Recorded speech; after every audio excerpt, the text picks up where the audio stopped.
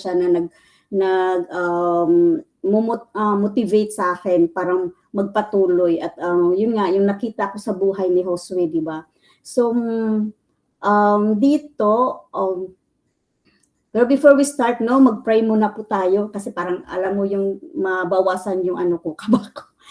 So, let's pray po. Yes, Lord, hallelujah. Our Father in heaven, maraming salamat po sa pagkakataong muli na kami ay pinagsama-sama mo bilang magkakapatid kay Kristo. Salamat po, Lord, sa iyong pag-iingat at paggabay at walang sawang pagmamahal sa amin habang kami ay nagtatrabaho sa ibang bansa. Panginoon, inaalay namin sa iyo ang aming Bible study sa araw na ito. Buksan po ang aming mga puso at isipan upang manuwaan namin ang iyong salita. Nawa po ang iyong banal na espiritu ang siyang maging aming guro at gabay. At dalangin po namin na ang bawat OFW na narito, palakasin mo po ang mga nanghihina, aliwin mo po ang mga nalulungkot at nangungulila sa kanilang pamilya, at bigyan po ng kapayapaan ang mga nababalisa. Lord God, tulungan mo kaming magtiwala sa iyo sa bawat sitwasyon at maging tapat na saksi ni Kristo sa aming mga trabaho at sa aming pang-araw-araw na pamumuhay. At pinagkakatiwala din namin sa iyo ang aming mga pamilya sa Pinas. At ingatan mo kami, at ingatan mo rin po ang aming mga mahal sa buhay, Lord God, pagkaluban ng mabuting kalusugan, pagkakaisa at sapat na pangangailangan. At patuloy mo pong pagpalain ang aming mga hanap buhay at gabayan kami sa bawat desisyong aming gagawin.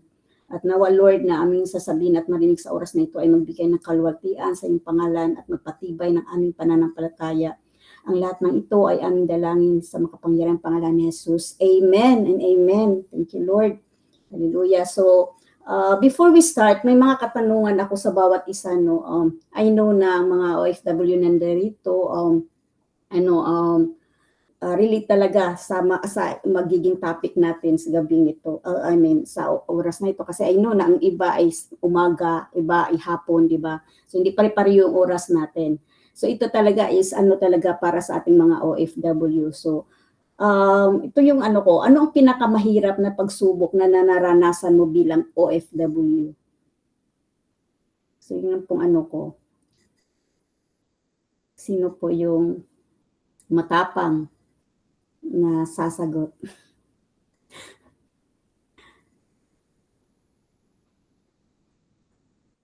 Amen. Yes. Oo. Magkasakit. Totoo po yun. Sino pa po?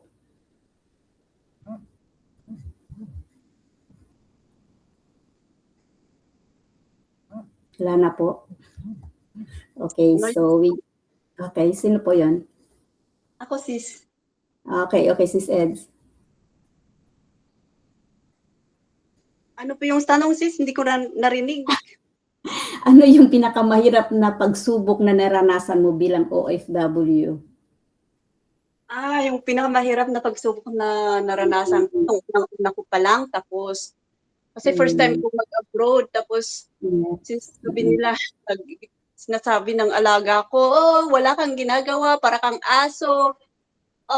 Magnanakaw lang yung ginagawa ko. So, lagi akong iyak. Sabi ko, hindi na lang sana ako mag-abroad. So, napakahirap po yun sa akin na kasi parang nag-a-adjust ka pa lang doon. So sabi ko, Lord, sana hindi na lang ako mag-abroad, babalik na lang ako sa Pilipinas.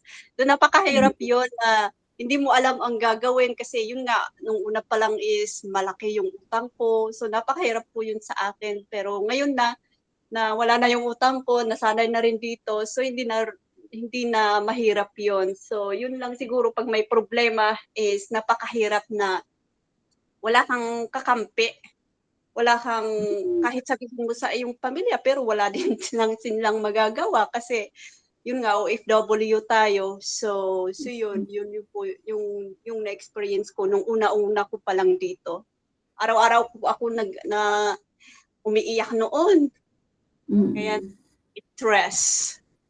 But praise the Lord. Amen. Yung question, ano ang pinakamahirap na pagsubok na naranasan mo bilang OFW, Sis LV?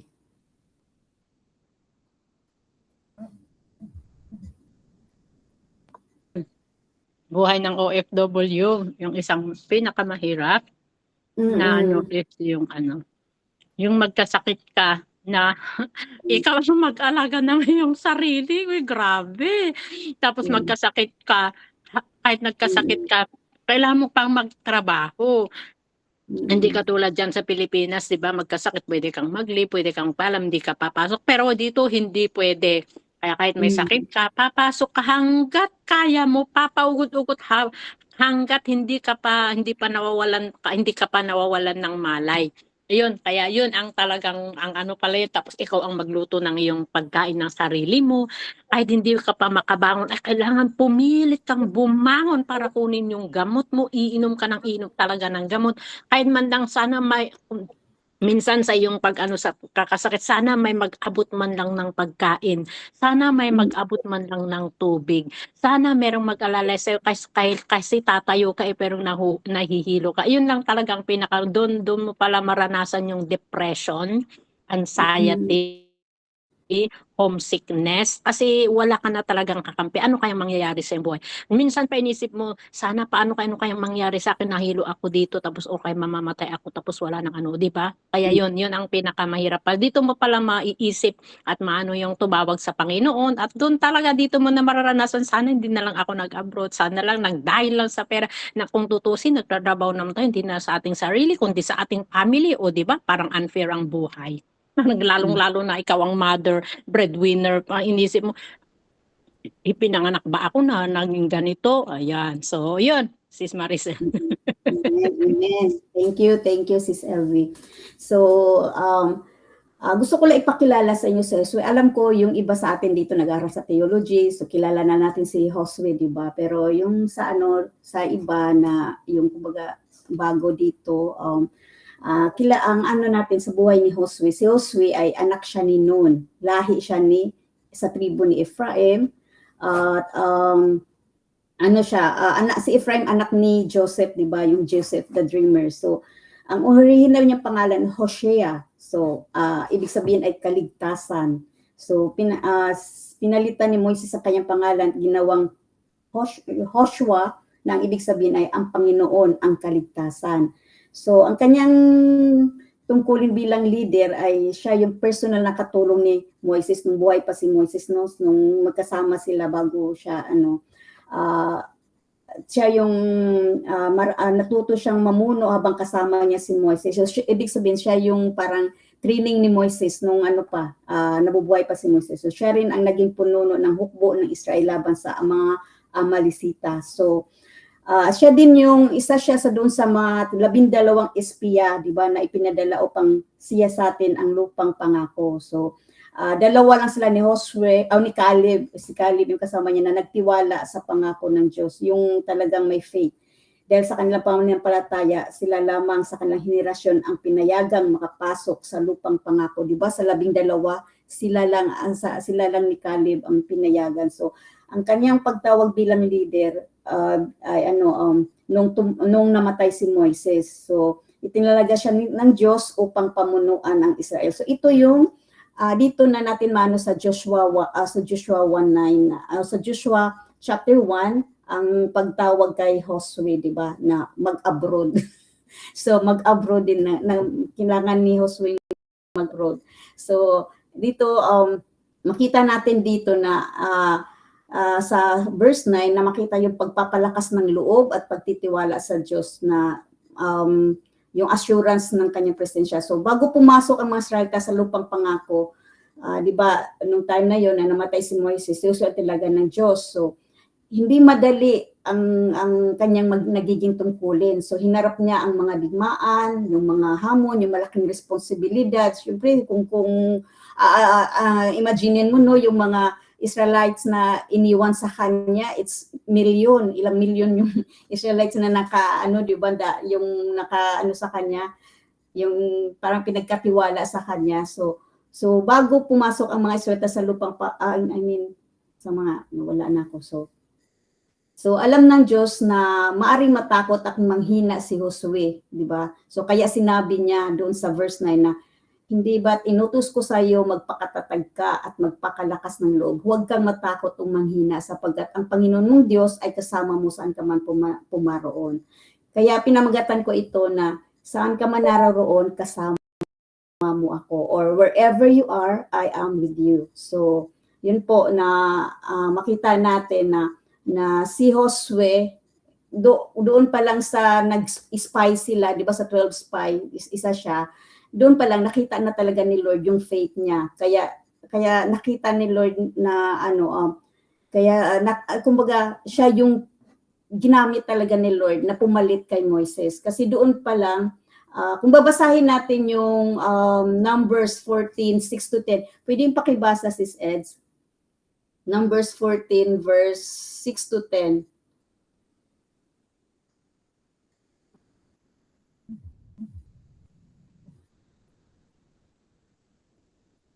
Meron Ano, pong num- lang 6.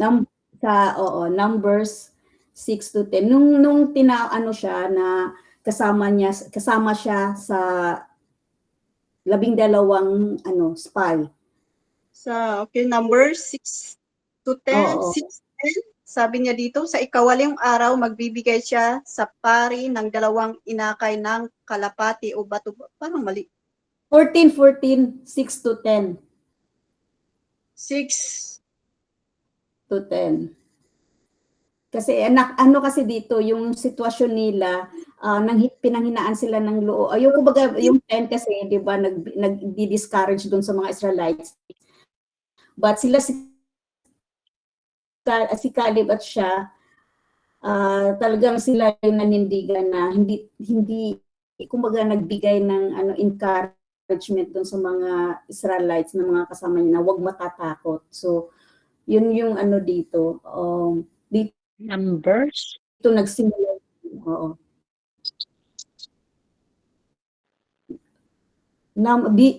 Numbers 14, bilang 14, verse 6-10.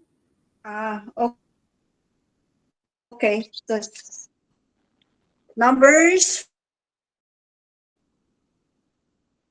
14, 6-10. Dahil sa nagmarawi, ibibigay niya sa atin ang lupaing iyon na mayaman at sagana sa lahat ng bagay. Huwag lamang kayong maghihimagsik laban sa kanya. Magtiwala kayo sa kanya at huwag matakot sa mga taga-roon. Madali natin silang matatalo. Kasama natin si Yahweh at ginapinan niya ang kanilang mga Diyos. Kaya huwag kayong matakot, ngunit binantaang babatuhin ng taong bayan sina Josue at Caleb, kaya't ipinakita ni Yahweh ang kaniyang kaluwalhatian sa ibabaw ng tuldang tipanan. Amen. Okay.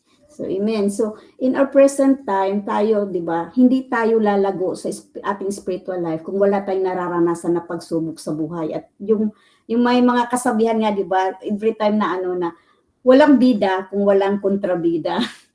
So, especially if God gave us a task na gawin natin. So, alam natin na sa lahat ng gagawin natin, meron talagang mga oppose, di ba? Mga opposition, ganun. So, kukontra sa mga ginagawa natin. So, kung nangyayari sa atin yon, ano ang magiging response natin? Gi-give up ba tayo or magpapatuloy? So, yun po yung I remember po nung nilagay ako sa isang position. So, di ko na lang i-mention po, pero at may nag-o-oppose. So, gusto ko nang mag-give up actually. One time, di ako, yung ayoko nang mag-join kasi talagang nasaktan ako kasi ang daming mga sa akin, ganun yung mga, alam mo yung di ko matanggap yung mga sinasabi ba. Then, sabi ko, ayoko nang magtawag dito, mag-join. So, during that time, ako, one-to-one ako kay Lord.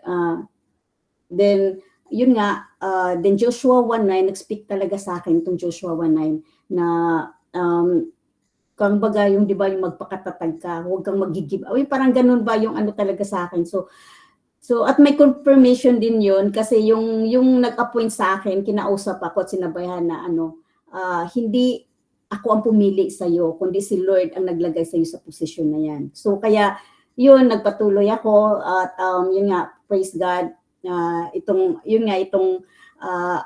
sa abroad na sa abroad ngayon, it's dati talaga Middle East group yan. Nag-start kami is one-to-one talaga. So kung nag-give up ako noon, 'di ba, walang isip si abroad ngayon. Hindi naman to God be the glory kung meron din namang gagamitin, 'di ba? Hindi, I mean, salamat sa kay Lord na na ginamit ako to that point na hindi ako nag-give up talaga. Kumbaga parang alam mo yung pinalakas ni Lord yung loob ko at pinatatag ako during that time. So, yan, kung before ng verse 9, kung babasahin natin yung verse 3 to 8, sino pakibasa din po Sis Eds yung sa verse 3 to 8 sa Joshua chapter 1.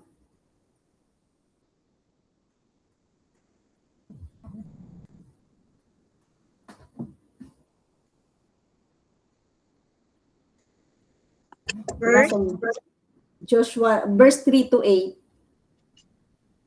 Joshua verse 3 to 8. Oo.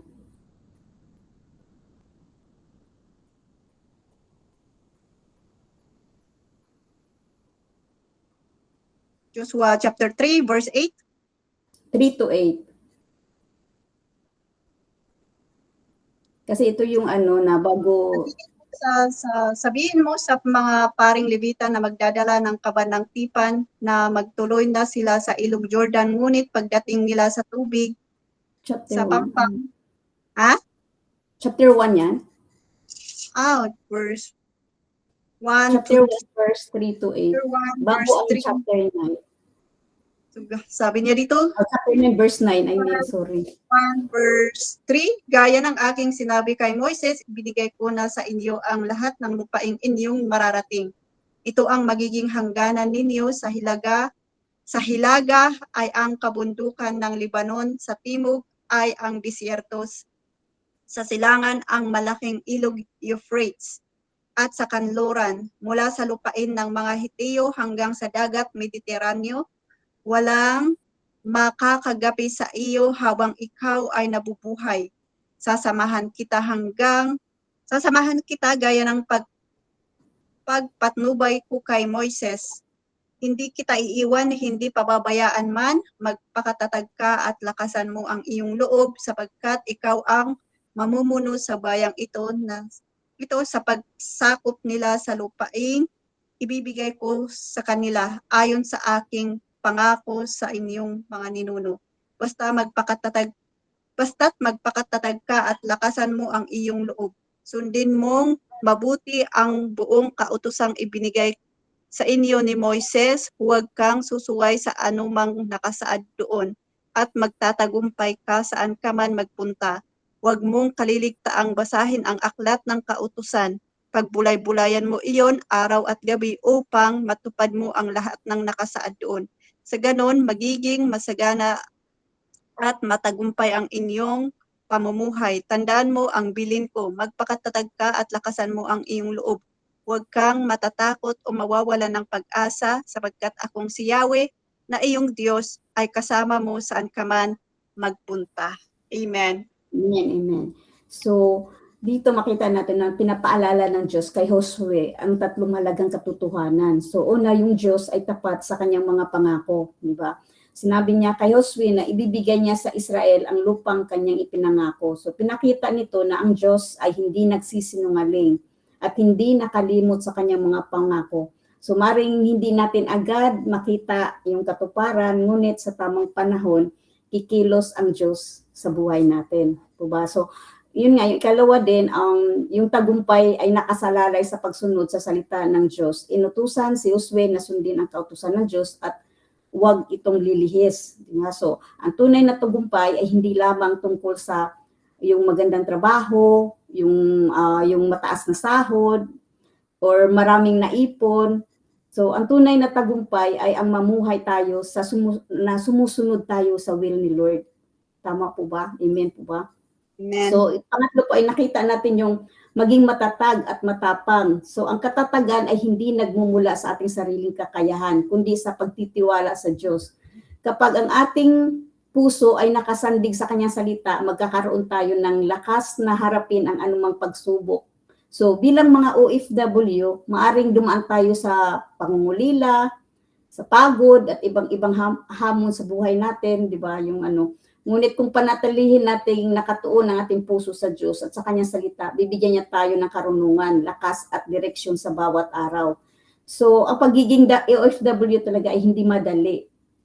Aminin man natin sa hindi. So, meron iba nag-i-enjoy, pero talagang mostly mga OFW talagang they are talaga no, yung rest, yung parang kumbaga mahirap ang sitwasyon nila, lalo na yung mga nasa sa Saudi, di ba?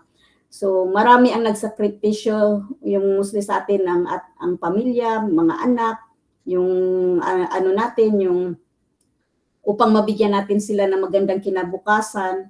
Siyempre, kasabay ng oportunidad ay ang pagod, di ba? Opportunity talaga yung makapag-abroad tayo, pero expected na natin na yung trabaho talaga is mapapagod tayo, mangungulila tayo, mangangamba tayo, at may iba't ibang pagsubok tayong mararanasan. So, ganito rin yung buhay ni Josue. So, yung naranasan niya, pagkatapos na nung namatay si Moises, siya ang pinili ng Diyos upang mamuno si Israel. So, yun nga, yung responsibilidad niya, na nakakaramdam din siya, yung kagaya natin, nakakaramdam din siya ng takot. Pero, ang lang doon is, hindi siya pinabayaan ng Diyos. Di ba? Yung nga sabi, magpakatatag ka at magpakatapang dahil kasama mo saan ako pumaroon. So, saan ka man pumaroon, di ba? Sabi ni Lord kay Josue. So, ang pangakong ito ay para rin sa atin na nasa abroad. So, alam natin na ang pangako ng Diyos ay hindi nagbabago kung tayo ay maging tapat at maging obedient sa kalooban niya. So, what are the instructions of God?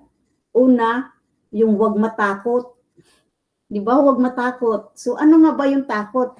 Kung sa pag-aaral ko dun sa na ang yung laging binabanggit ni Lord doon na huwag kang matakot or do not worry kung di ba, yung ano ba yung pagkakaiba ng worry at fear. Yung worry kasi yung mga bagay na yung paulit-ulit na lang iniisip mo yung kinabukasan mo, anong mangyayari, ganon. Yung fear as in talaga siya tawag dito yung reaction natin sa agarang panganib, di ba? Yung parang ngayon, yung natatakot tayo, parang halimbawa ngayon, yung kakabahan ka na yung magsasalita kasi parang kahit na sabi nating meron ka namang hinanda na i-share, pero alam mo yung, kasi talaga ako, bulol ako eh. Noon talaga kahit na ilang beses ko na to na-share na kahit nung nag-aaral ako, high school ako noon, hindi talaga ako pag-ural na nag-a-absent ako kasi ayaw ko talaga yung pupunta sa harap, yung tinitingnan ng tao, yung pinapakinggan, na ako, yung tag dito, hindi ko talaga kaya yung magsalita. As in, parang kung si Moises, di ba? Sabi ni Moises, bulol ako. So, ganun din ako. Yung bulol ako, kaya yung dila ako, pero by God's grace, I praise God na ginagamit niya ako na tawag dito kahit bulol ako. So, yun po, makita natin na 365 times na nami-mention ang huwag kang matakot sa entire Bible. So, tawag dito kung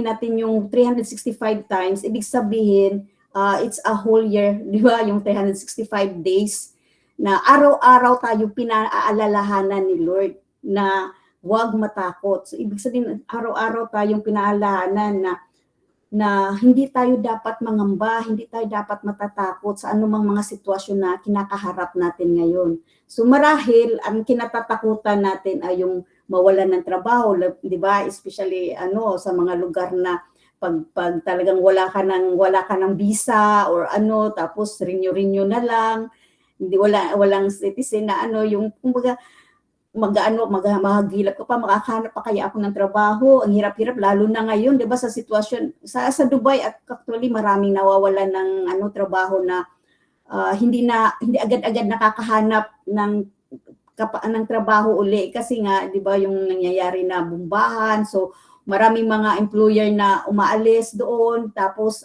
yung mga helper na yung naiiwan, kumbaga nahihirapang maghanap uli ng employer. So na lang pag halimbawang tawag dito yung kakainin nila, ang mahal pa ng bahay doon sa Dubai. Sa ano talaga, sa Dubai, ang mahal ng bahay, tapos yung ano nila, yung sitwasyon habang tawag dito, pag wala kang trabaho talaga, wala kang mapupuntahan kasi lalo na wala kang kamag-anak, 'di ba? Yung mga ganyan mahirap. Ang ano, mababasa ko na lang doon sa mga post ng ano na kung sino man dito yung ano, pwede pa hingi ako ng tulong kasi wala na talaga akong makain. Ganun na ang sitwasyon.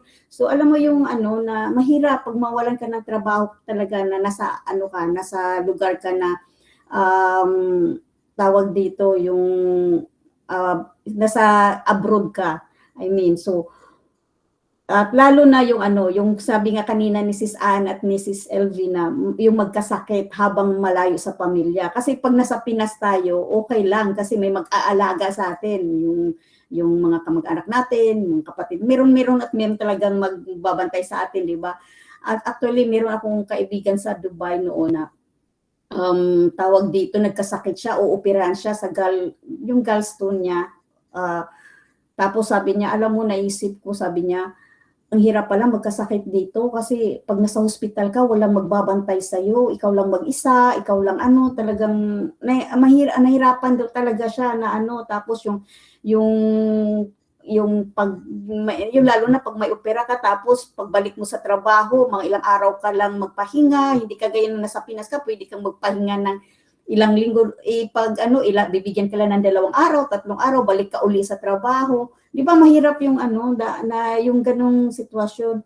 So, pero kailangan nating gawin, kailangan magtrabaho dahil nga iniisip natin yung pangangailangan ng pamilya natin sa Pinas.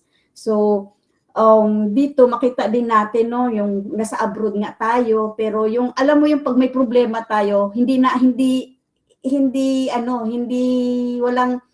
natin sinasali yung mga ano natin, yung pamilya natin sa Pinas, di ba? Hindi natin pinapaalam dahil ayaw natin silang ma-stress, ayaw natin silang problema sa mga problema natin. Pero pag may problema sa Pinas, tayo yung sumasalo, tayo yung yung kumbaga yung pag binalita sa atin, halimbawa, yung mga anak natin, hindi na pumapasok, nagbubulakbol, yung mga ganun, di ba? Yung pumapasok na sa bisyo, di ba yung parang ano tayo, pati tayo may stress tayo, kung halimbawa yung iba naman na yung asawa na sa Pinas, nagluloko, di ba talagang ano ka, hindi ka ano sa pagtatrabaho mo, kumbaga lagi kang may pangamba, lagi kang natatakot sa mangyayari, ano na lang Lord, mga ganun na lang ano natin. So tapos minsan din yung mga kinikita natin no, dahil akala natin pag nag-abroad tayo matutugunan na natin yung pangangailangan ng pamilya natin sa sa Pinas. Pero pag nag-abroad pala tayo, doon natin mare-realize na yung ano natin, yung kinikita natin is di ba? The more na lumalaki yung kita natin, the more din lumalaki yung gagastusin. So yung alam mo yung ano ba na minsan na nakukulangan pa, 'di ba? Yung minsan naghahagilap kaya alam mo yung sa experience ko lang, yung mga marami akong kakilala na nasa din, sa Dubai, lalo na sa Dubai. Ano talaga sila tawag dito, kumakapit na lang sa patalim. Alam mo yung nakikipagrelasyon na lang sila para alam mo yung day off nila, makakagala sila dahil yung sahod nga nila napapadala na sa Pinas. Tapos kumbaga yung makipagrelasyon sila para lang may makalibre ng lunch, 'di ba? Yung sa day off nila, maka-day off sila, makalabas sila, makagala sila. Yun yung mga ganung sitwasyon. Meron ding iba na yung day off nila, hindi na sila tawag dito, imbis na ipahinga, itrabaho na lang kasi kailangan mag-part-time dahil para may pandagdag ipapadala sa Pinas. 'Di ba yung mga ganun kasi kulang yung tawag dito. Tapos kaya wala nang panahon kay Lord, hindi na makapagsimba dahil puro na part-time. So ganun yung sitwasyon ng isang OFW. So tapos doon din kahit na nandito tayo abroad, meron tayong kinikita, meron tayong trabaho, minsan di natin maiiwasan na yung alam mo yung mag-iisip tayo sa kinabukasan natin. Ano kaya mangyayari sa kinabukasan natin pag tayo ay lalo na 'di ba yung wala pa tayong naipon. Yung tayo, wala pa akong ipon tapos pag halimbawa tumanda ako, ganito yung alam mo di mo talaga maiwasan na may mga tayo sitwasyon na gano'n na mag-iisip tayo, mangangamba tayo. So yun nga, ngunit sinasabi nga ng Diyos, huwag kang matakot, di ba? So, hindi niya ipinangakong mawawala ang lahat ng problema. Ngunit, ipinangako niyang sasamahan tayo sa bawat laban. So, dito makita natin yung sinabi din niya, di ba, na magpakatatag at magpakatapang tayo. Dahil ang katatagan ay hindi nangangahulugang wala kang takot. Lahat tayo nakakaramdam, normal lang yun na makakaramdam tayo ng takot, kahit si Joshua nga, di ba, nakakaramdam din siya ng takot, but still, yung faith niya, hindi siya nasi-shake, di ba? So, makita natin dito na ang tunay na katatagan ang pagpili na magtiwala sa Diyos kahit may takot. So, bilang OFW, dapat maging matatag din tayo sa pagiging tapat sa trabaho. So kung may trabahong pinagkatiwala sa atin, dapat alagaan natin, maging good steward tayo, di ba? So then kahit na tayo, di ba, pag nasa abroad tayo, marami talagang prone tayo sa temptation, marami tayong nakikita na mga tawag dito, lalo na nung alam mo nung bagong dating ako sa Dubai. Yung FB ko, daming friend request ng mga ibang lahi. Naku, sabi ko, daming nitong Tapos, parang, sa totoo lang, din ako naging curious ako, ano kaya, yung makikipag ka na, para yung ma-practice yung English mo. Kasi yung maganda yung makipag-usap ka na may English, yung mga ganun ba. So, yung tawag dito, yung talaga naku-curious ako. Tapos, parang, nadadala din ako dahil yung mga friend ko na sabi niya, uy, tawag dito para malibre tayo sa lunch, mga ganyan. Oo, ko rin yan. I admit na nagawa ko rin yung mga ganyan na para lang malibre sa sa lunch, ganyan, sa pagkain, gano'n. Pero alam mo alam naman natin na hindi talaga tama yun kasi ang lalaki, magpakalalaki yan. Kung mapapakain ka yan, dapat may kapalit yan. So, yun dapat hindi talaga maging aware talaga tayo, no? So tapos dito makita din natin yung sa pagpapanatili natin na lagi dapat talaga na laging always na mag-pray tayo, lagi tayong magbasa ng Bible kasi sa totoo lang kahit marami pa yung mga temptation na sa paligid natin, kung lagi tayong we are remain na mag-pray, lagi tayong magbasa ng Bible. Si Lord mismo ang mag-aalis niyan. Si Lord mismo ang magtatanggal niyan. Kung ano man yung tawag dito, yung mga tukso na nakasurround sa paligid natin. So ilalayo tayo. So dito din yung dapat sa buhay ng isang OFW, dapat patuloy tayong magtiwala sa Diyos kahit mahirap ang sitwasyon. Yun yung talagang na kahit ang hirap ng sitwasyon. Alam mo yung unang ko talaga, punta ko ng Dubai, una kong amo, kasi buti na lang kamo, yung napasukan ko is company, hindi siya agency. Kasi pag agency, pag aalis ka, pag hindi mo gusto yung amo mo, pag aalis ka, ang mangyayari niyan, nilipat ka sa ibang amo, yung contract mo, di ba, mapuputol yung contract mo, at pag lilipat kasi ba, panibagong contract na naman. So, imbes 2 years lang yung mag-i-stay ka dun sa abroad, tatagal kasi lagi kang panibagong kontrata. Pero yung company na pinasukan ko is tawag dito, kahit aalis ka doon sa sa employer ko, continue pa rin yung kontrata ko hanggang sa matapos ko. Nakailang employer ako, siguro mga naka-6 na employer ako kasi iba-iba ang mga ugali, di ba? Lalo na yung unang ko talaga, first time kong nakaamo ng foreigner, Egyptian. Grabe yung na naranasan ko yung maglinis ng sasakyan sa katirka ng araw, na tatlong sasakyan yan dalaki. Sa liit kong to, maliit talaga ako. Inana ko yung sasakyan, Mercedes-Benz, yung Jeep, yung mga ganun. Tapos alam mo yung ganun, tapos yung ano pa, yung amo mo na laging nakasigaw, yung mga ganun talaga, masisindak ka, alam mo, umiiyak na lang talaga ko, Lord, sabi ko, di ko na kaya, alisin mo na lang ako dito, yung ganun na lang yung ano ko, tapos, naalis nga ako doon, tapos lumipat na naman ako sa isang Indian family, ganun na naman, yung ano, yung Indian, babae, parang ano din, lagi ding nakasigaw, laging ano, grabe yung ano, tawag dito, pero by God's grace, sabi ko talaga, Lord, bigyan mo naman ako ng amo na ano, yung tatagal ako, yung ganito, nag-specific ako na isang alaga lang, malaki na, babae, ganyan, tapos, ano, tawag dito, praise God, sa totoo lang, sinagot ni Lord yung prayer ko, kaya, yun yung amo ko ngayon, at alaga ako, ano na, ano ako sa kanila, nagtatrabaho ako ngayon na for 7 years na, at yung nga, galing kami sa Dubai, dinala nila ako, kaya kung nakarating dito sa Thailand dahil sa kanila, dahil binitbit nila ako dito.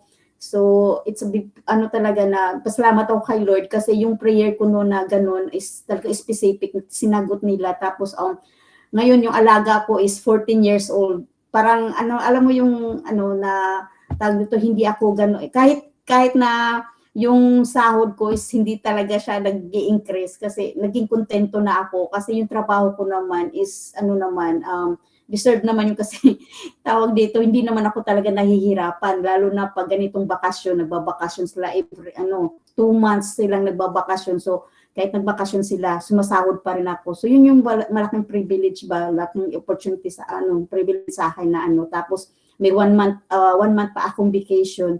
So, yun po yung kahit sa kabila ng mga naranasan ko, yun, ngayon naranasan ko talaga yung maging maluwag na at nagkaroon ako ng among mabait.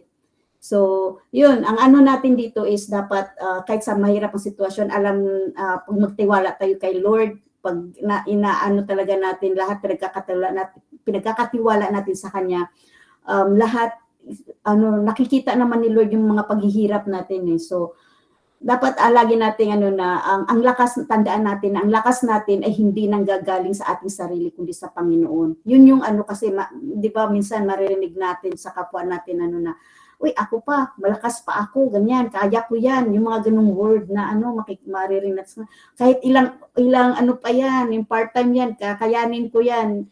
So parang alam mo yung pagtitiwala is nawala na para kay Lord kundi sa sarili na lang.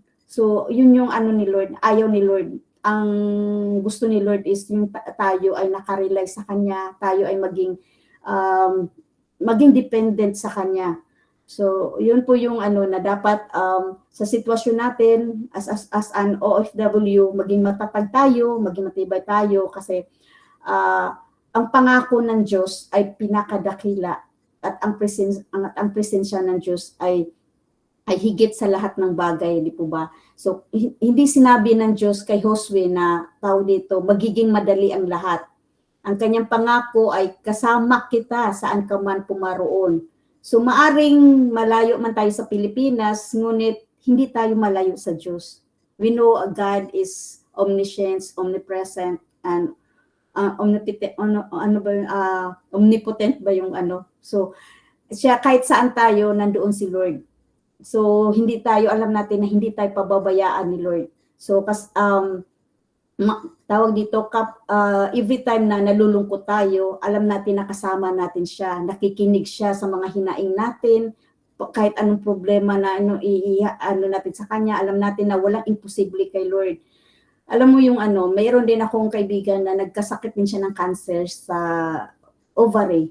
Tawag dito, pero grabe yung faith niya kasi tawag dito 6 months siyang nagtawag dito na ang tawag doon yung nagpagamot na ba yan yung pag may chemo, nagpa-chemo. Alam mo for 1 year lang, alam ko na yun na meet ni ate ni Sis Amelia yun nung kasal ng anak ko. 1 year lang talaga yung niya ng pagpapagamot niya. After noon, nakauwi siya ng Pinas after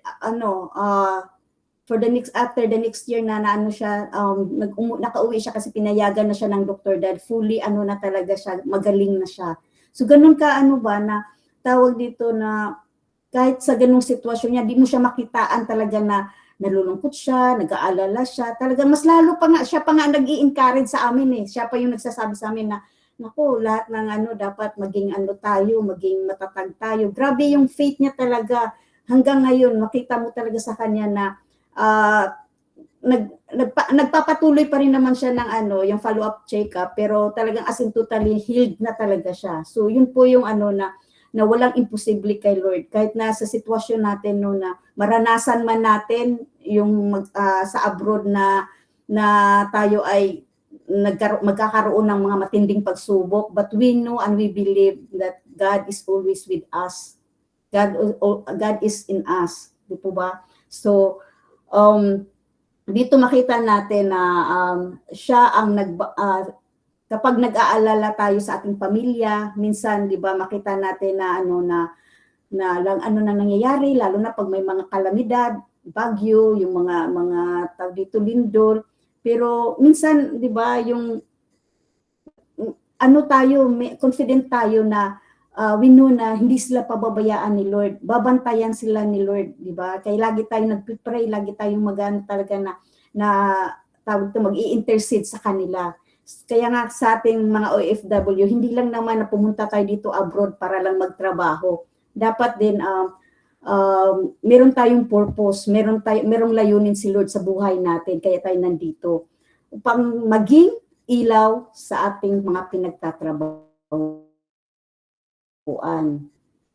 So maging ano tayo, living witness tayo, maging ano tayo sa ating mga pinagtatrabahuan, sa ating paligid, sa ating mga makikilala. So hindi lamang para kumita ang dahilan kung bakit tayo dinala sa ibang bansa, kundi maaring may mga taong nakakilala kay Kristo dahil sa iyong buhay, di ba? Minsan ginagamit tayo na may mga tao na tawag dito, nakikilala natin, ginamit tayo to share the words, to share the gospel. Yun po yung ano natin na maaring may mga ipinapakita ni Jesus sa pamamagitan ng ating katapatan, sa ating kababaang loob, sa ating pagpapatawad, na tayo ay yung kumbaga ako sa totoo lang yung marami na akong beses na sinakta na ano, hindi naman physically, 'di ba, yung emotionally na nasaktan ako ng mga amo ko, but still hindi ako yung nagtatanim ng galit sa kanila, but still pinagpipray ko pa sila na makahanap din sila ng helper nila na tatagal sa kanila. So ganoon yung ano, tapos hindi tayo dapat kahit anong sa atin pinapakita na hindi maganda, pakita pa rin natin sa kanila yung kabutihan, pakita pa rin natin sa kanila yung pagmamahal, love like Christ-like, di ba? So dapat magiging mabuting halimbawa tayo, magiging humble tayo, na hindi tayo yung maging na porket nasa minsan 'di ba tayo nasa nasa katwiran ako, dapat nasa tama ako, ko ipaglalaban ko talaga, hindi kundi dapat natin na ipakita natin na hindi kumbaga dapat magpapakumbaba tayo, ipakita natin sa kanila na kumbaga yung tawag dito na as a Christian, yung buhay ng isang Kristiyano ay puno ng pag-ibig, puno ng kapakumbabaan at kabutihan sa puso. So hayaan natin makita ng iba ang Diyos sa paraan ng ating pamumuhay. So makita nila na we are light and salt sa bansa kung saan tayo nandoon. Dapat nagiging tayo, di ba? Walking Bible, ika nga na makita natin na walk the talk the walk, nagiging tayo, example tayo sa ating paligid, na maano nila na yung legacy natin na, uy, alam mo, pag nagbalik na tayo sa Pinas, pag nakita, uy, ayan si Sis LV, yan, tawag dito, grabe yung sa akin, pag tawag dito, yung nakilala ko si Lord dahil kay Sis LV, Sis Eds, Sis Ann, na nila ni Sis Junalyn, di ba? Sino yung mga nasa abroad na nandito? So ni Nanay Luvi. So, di ba malaking sa atin na tawag dito na hindi lang tayo nagtatrabaho para kumita, but ginamit tayo ni Lord para din sa mga mga lost soul. So, yun po. So, dito, yun. Dapat tandaan natin na ang Panginoon nating Diyos ay kasama natin saan tayo pumaroon. Kaya nga, ang ano natin ngayon is, wherever you are, God is with us. So, ngayon lang po, meron akong mga challenge sa ano natin as a OFW, na ano man yung pinagdaraanan natin, piliin nating magtiwala sa Diyos, patuloy tayong manalangin, magbasa ng kanyang salita at maging ilaw sa ating pinagtatrabuhan. At lagi natin tandaan na ang Diyos ang tumawag sa atin at siya ring magpapalakas at sasama sa atin hanggang sa katapusan. So may mga pagkakataon sa ating buhay na haharap tayo sa mga bagong responsibilidad, pagbabago at pagsubok. Tulad ni Josue, maaari tayong makaramdam ng takot o pangamba, ngunit ipinapala sa atin ng Diyos na kung tayo ay nagtitiwala sa Kanya, sumusunod sa Kanyang salita at nanatiling tapat, hindi tayo iiwan. Siya ang magbibigay sa atin ng lakas at gabay sa bawat hakbang ng ating buhay. So yun lang po, to God be the glory. Thank you po. God bless po sa lahat. Back to you, Sis Eds. Amen. Wala pong panalangin, sis? Closing. Sige po, let's pray. Hallelujah. Thank you, Lord God, sa iyong mga salita, Lord God, as we share tonight, Lord God. Thank you, Lord, na tunay nga po, Lord, na napakabuti niyo po, Ama, sa bawat isa sa amin, Lord God. Thank you, Lord, na nire-remind mo kami, Lord God, kung paano ka yung pangako mo, Lord God, sa amin, Lord God, na hindi mo kami iiwan at pababayaan, Panginoon. Kahit anumang hamon, Lord, sa buhay namin, anumang pagsubok, Lord God, namin kinakaharap, Lord, while in abroad, Panginoon, patuloy mo kami patatagin at palakasin, Lord God, sa aming pananampalataya. Ang lahat ng ito ay aking binabalik sa iyo sa pangalan ni Jesus. Amen. Amen. Amen. Hallelujah. Praise the Lord. Ayan, palakpakan po natin ang Panginoon, yung salita ng Panginoon sa buhay ni Sister Maricel. So are we blessed? Na-bless po ba tayo? Alam ko po na Amen. memorize po natin yung